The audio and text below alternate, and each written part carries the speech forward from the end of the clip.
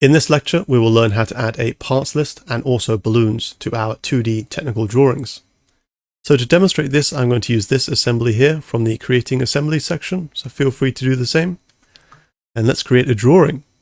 So come over to our environments, and we'll select Drawing from Design.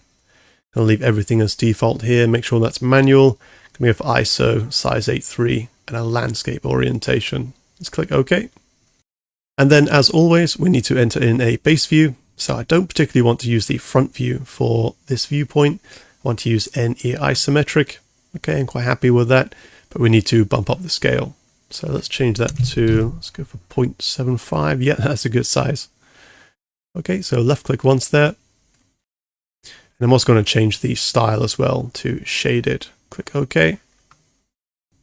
And there we have our full assembly. And now let's go ahead and add a parts list. So to do this, we'll come up to the tools at the top, and where we have the section called tables, we can hit the drop down. We've got the general table, custom, parts list, got the option to add balloons and various other tables in here as well. But to keep this simple, we're just going to select table, and then our toolbox pops up. And in terms of the type, we hit the drop down there, we can choose one of these. We're going to go for parts lists in this case. We'll leave the structure as first level. You can title that differently if you want, but I generally leave it as a parts list. Then left click anywhere in the environment. That will give us our table, and simultaneous to that, Fusion will automatically add balloons identifying each one of the parts. Although these are very messy right now, so we'll definitely tidy those up. And if we look at the table as Fusion has input it, the information is kind of very cluttered and all together. It's quite bunched up. So we definitely want to make some edits to this. There are two ways we can edit these tables. So if we hover the mouse over the parts list and then left click once, we have the option to adjust any of the columns and also to reposition it as well. And notice that it will snap into corners like so. And another way to edit this is to hover over and double left click until we have our toolbox here. And here we can change the title, structure, table direction. So currently it's down. If I change it to up, have the titles at the bottom and then item 1, 2, 3, 4, 5, 6. I'll leave that as down. That's typically how I work. And I'm also going to add the description in. We can adjust the position of any one of these. For example, if we wanted the description to be before the parts number, just select that and then move that above the parts number like so.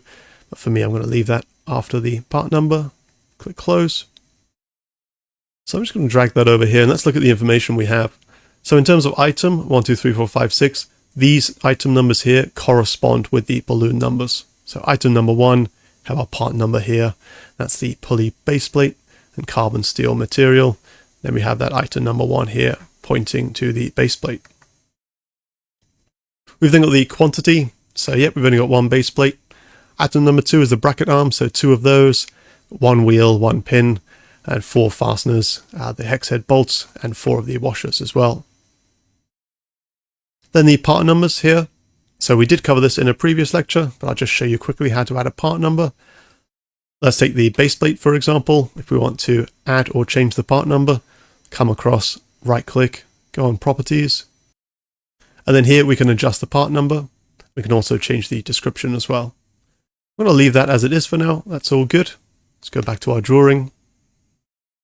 And then finally we have the material. So again, to change this, if I jump back into the base plate, go on modify, come down to physical material. And then as we see here, I have carbon steel assigned to this base plate. So all of that information relating to each of the parts will be brought from their part files and input into this table here. So now I will adjust some of the widths of these columns and we'll position it in this corner here. So I'll left click once, I'm going to drag this column out. And also same for this one slightly. Make these ones slightly bigger. Drag this one out as well. There we go. Okay, quite happy with that. So I'm going to left click on it once, select the corner point. I'm going to drag that over until I snap into the corner there. That's our parts list complete. And now let's focus on our assembly here. I'm going to drag this over here. In terms of the balloons, so if we left click on one of these, we can drag this like so. I'm going to put 4, 5, and 6 over here. And I'm going to tidy all these up. Let's take a look at number 1 first. This is our base plate. Move this one over here. So again, just left click and dragging. And in terms of the arrowhead, again, same process, left click and drag. We need to make sure that it snaps onto the right part. So we don't want to snap onto this part, in which case it will become number 2. Snap that back to part number 1, base plate, that's correct. Part number 2, let's leave that as the bracket. And the wheel, just bring that down slightly. Okay. Part number 4, we've got our pin. Okay, bit of an awkward one to snap to. Let's try and move this arrow. Go to this edge here. That's good. And then 5, we've got the hex head bolt. Let's bring this down somewhere here for now. And then 6, let's drag this one across to the washer to make sure that actually snaps on to the washer and not to the bolt. Okay, there we go. So that's how we add the parts list. Also to add the balloons, make any necessary adjustments or modifications. And I'll see you in the next lecture.